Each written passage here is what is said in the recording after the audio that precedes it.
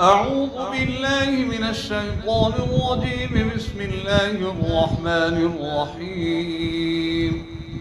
عم يتساءلون عن النبأ العظيم الذي هم فيه مختلفون. كلا سيعلمون ثم كلا سيعلمون.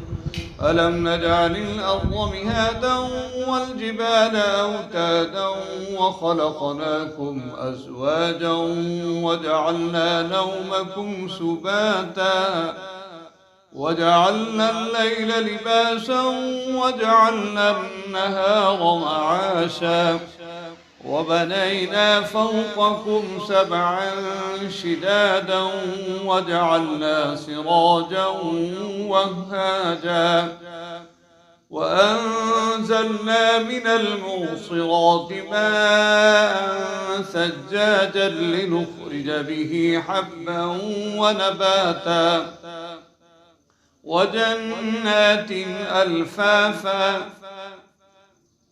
إن يوم الفصل كان ميقاتا يوم ينفخ في الصور فتأتون أفواجا وفتحت السماء فكانت أبوابا وسيرت الجبال فكانت سرابا.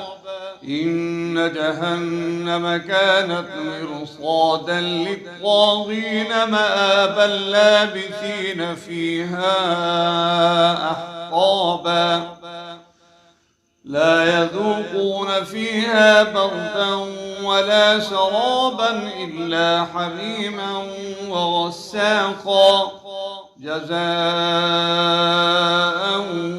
وفاقا. إنهم كانوا لا يرجون حسابا وكذبوا بآياتنا كذابا وكل شيء أحصيناه كتابا فذوقوا فلن نزيدكم إلا عذابا. إن للمتقين مفازا حدائق وأعنابا وكواعب أترابا وكأسا دهاقا لا يسمعون فيها لغوا ولا كذابا جزاء من ربك عطاء حسابا. رب السماوات والأرض وما بينهما الرحمن لا يملكون منه خطابا. يوم يقوم الروح والملائكة صفا لا يتكلمون إلا من أذن له الرحمن وقال صوابا. ذلك اليوم الحق فمن شاء اتخذ إلى ربه مآبا.